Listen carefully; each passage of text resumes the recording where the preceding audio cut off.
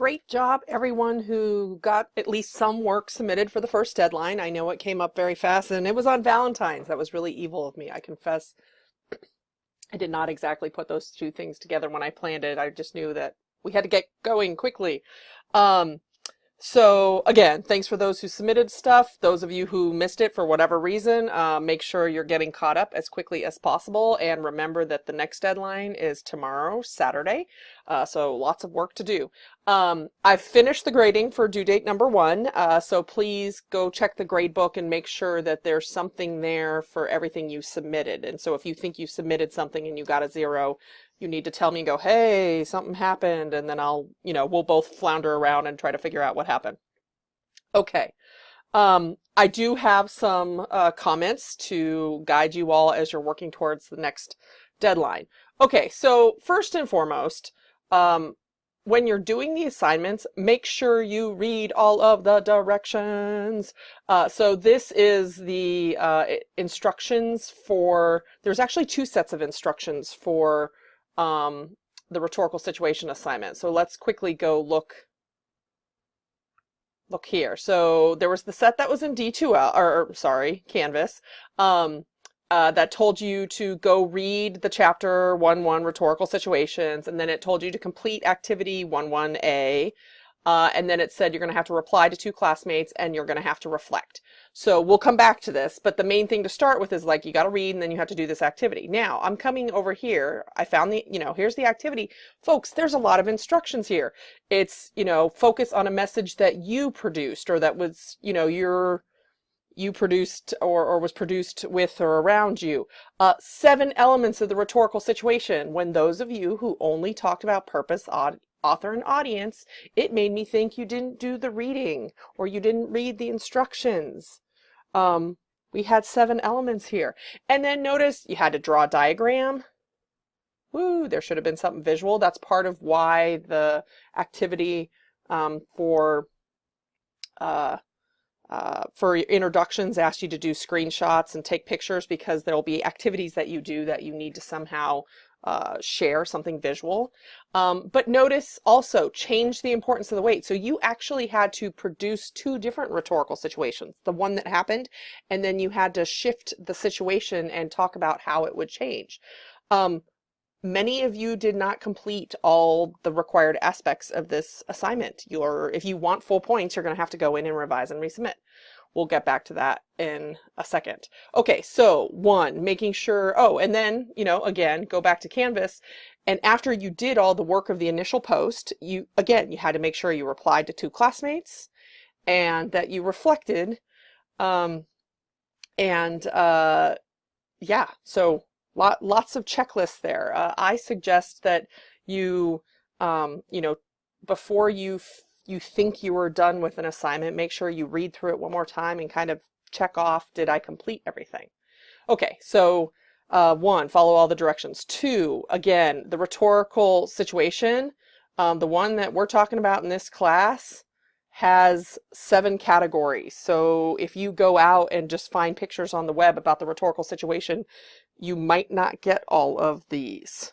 And these are the ones I want you to get. Now, related to that, and this is normal, genre and delivery, we'll be reading more on it, but a lot of you conflate those. So for example, folks talk about the difference between Facebook and Twitter or emails as genres, and I would actually argue that all of those, and Instagram, they're actually delivery modalities and that there's genres within them. Genres are a type of message. So for example, with emails, you can send an invitation, you can send a scheduling email, you can send an email that's a letter of complaint, that type of stuff.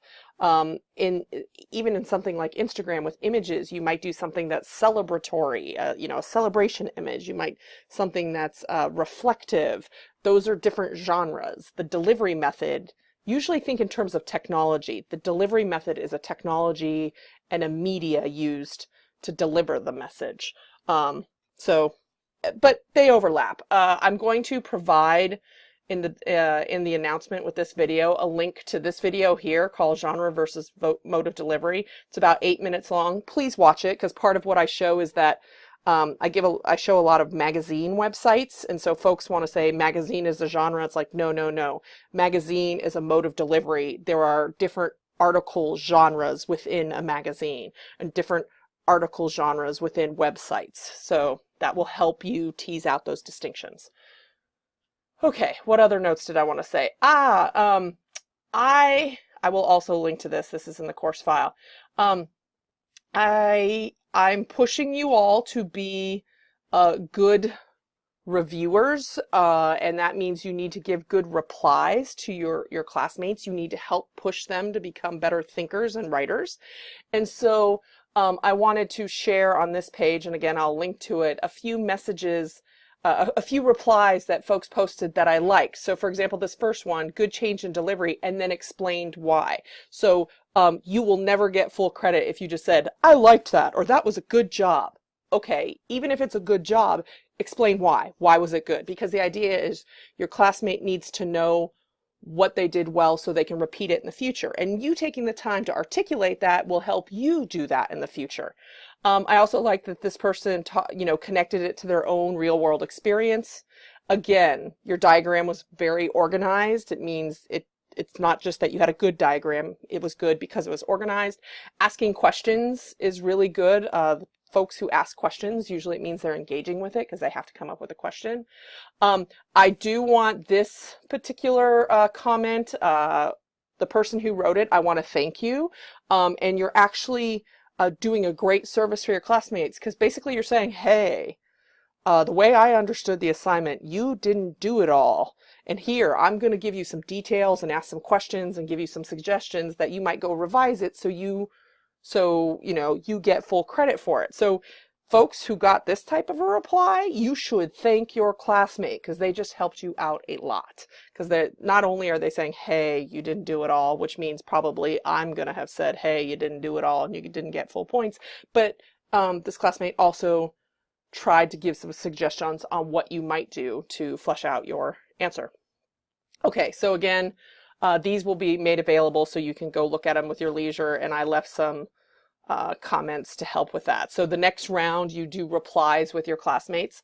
Make sure the language I like to use is sincerely engage.